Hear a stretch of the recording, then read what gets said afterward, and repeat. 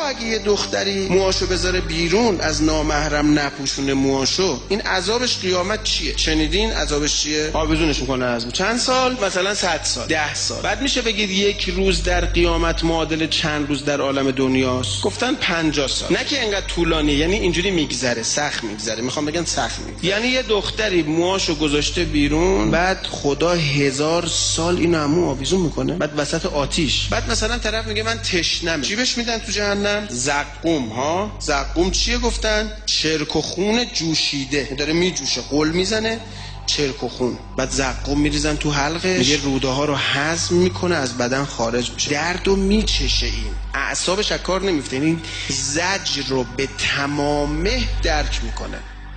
بعد میشه عاشق این خدای شد؟ خب اگه خدا اینجوریه که داعش خیلی آدم خوبیه، اینقدر دیگه کسی اینا اذیت نمیکنه، اینا هیچی نیستن در برابر اون عذاب. وقتی خدا رو اینجوری نشون میدی، خب اینا کاراشون توجیه داره دیگه.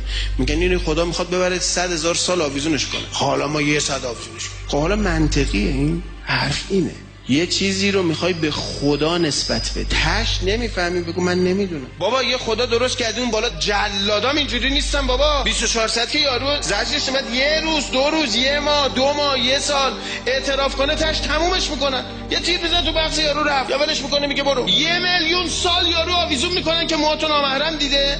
من میخوام بگم من کار با حجاب تو ندارم، نمیخوام الانم بگم موشو میذاره بیرون گناه کمی یا گناه زیادیه. من میخوام بگم این عذاب منطقیه یا منطقی نیست. میخوام بگم یه خدایی درست کردی اون بالا جلادخونه راه انداخته. خب مؤمنین اینجوری هم میخواد دیگه. اینا برای کدوم خدا دارن قربونی میکنن؟ برای خدایی که یه تار مو رو 1000 سال آویزون میکنه، بعد چرک و خون رو میده بجوشونن، میگه اینو به جای آب بدید بخوره به اینا. میاد به اهل بیت نماینده ی همچی خدایی باشن؟ اهل بیت اومدن آینه خدا باشن. من بعید میدونم اهل بیت آینه یه همچی خدایی باشن. پیامبری که سنگ بهش میزنن میگه اللهم ارحم قومی فانهم لا یعلمون، نماینده این خداست. علی که از ظرف شیر خودش میده به قاتل خودش، علی که میره بالا سر قاتلش به قاتلش میگه من تو رو میبخشم اگه زنده بمونم، علی که میره قاتل خودش رو توبه بده، علی که تمام مخارج زندگی اهالی نهروان رو میداد. نهروانی ها خودشون اونجا بودن، زن و بچهشون تو کوفه بودن. این علی اومده آینه خدایی باشه که 1000 سال یه دختر هم موش آویزون میکنه؟ نه اینجوری نیست. این علی نمیتونه نمایش اون خدا باشه. خدایی که به خاطر اینکه یه دختر 4 تا تار موشو گذاشته بیرون گناه صغیره رو میخواد 100 سال آویزونش کنه، این فاطمه آینه اون خداست. حسن ابن علی که قاتل خودش رو فراری میده، اسمشو لو نمیده، آینه اون خداست. حسین ابن علی که تو گودال قتلگاه داره برای شمر گریه میکنه، این آینه اون خداست. خدا باید قشنگ باشه. یه دین درست کردیم خطرناک.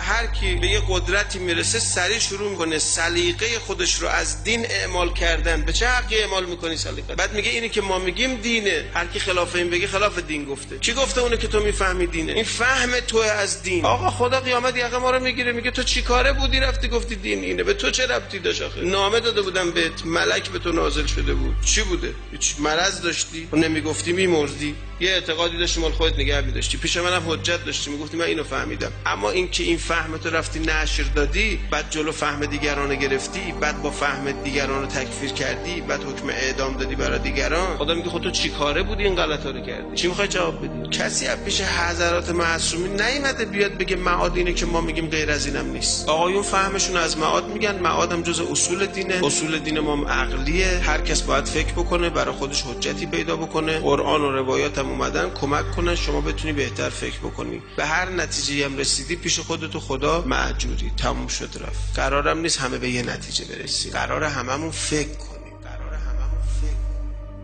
چیزی که تقلیدی نیست. اگه من فکر کردم به یک نتیجه رسیدم غیر از اون که شما رسیدی، باید بگی نتیجه تو باطله. یعنی چی؟ این معادی که شما میگی اصول دینه، بعد میگی اصول دین عقلیه، خودت باید بری برای خودت حجت به دست بیاری. اگه من رفتم فکر کردم بر اساس منابعی که هست، با تفکر و عقل خودم، با آیات قرآن به اون نتیجه رسیدم غیر از اون که گفتن، حالا بعد بگی که ایشون انحراف عقیده داره. یه طرف میگیم تقلیدی نیست، یه طرف میگیم فکر کن، اگه به اون که غیر از ما میگیم رسیدی تو انحراف فکری داری.